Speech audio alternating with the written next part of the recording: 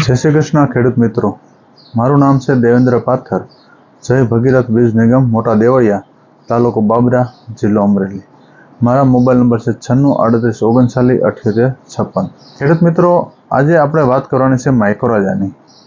તો માઇક્રોરાજાના શું ફાયદા છે, શું પ્રમાણ છે, કોઈપણ પાકની અંદર આપણે વાવીએ તો એનું ઉત્પાદન કેવું મળે છે, આજે આપણે વાત કરવાની છે આકાશ પેસ્ટિસાઇડનું એમ રાજા। જે એમ રાજા છે એ માઇક્રોરાજા પ્લસ બીજા ઘણા એવા હ્યુમિક, એમિનો એસિડ, સીવીડ તમામ પ્રકારના તત્વો આવેલા છે। એ કેટલા ટકામાં આવે છે એ હમણાં આપણે વિસ્તારથી વાત કરીશું।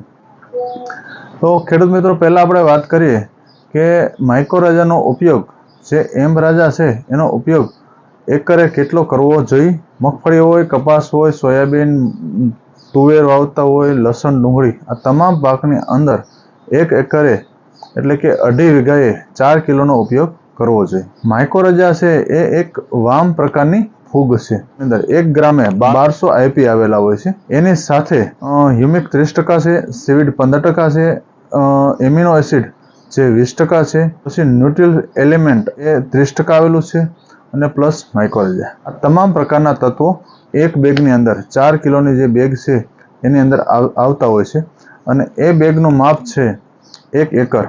તો દરેક ખેડૂત મિત્રોને મારી ભલામણ છે કે તમે ચોમાસુ પાક કે શિયાળુ પાકનું કોઈ પણ પ્રકારનું વાવેતર કરો તો એની અંદર 1 એકરે 4 કિલો માઇક્રોરાજાનો ઉપયોગ કરવો જોઈએ। હવે એના ફાયદા, તમામ પાકની અંદર જે તંતુ મૂળ હોય છે તે તંતુ મૂળનો વિકાસ કરે છે।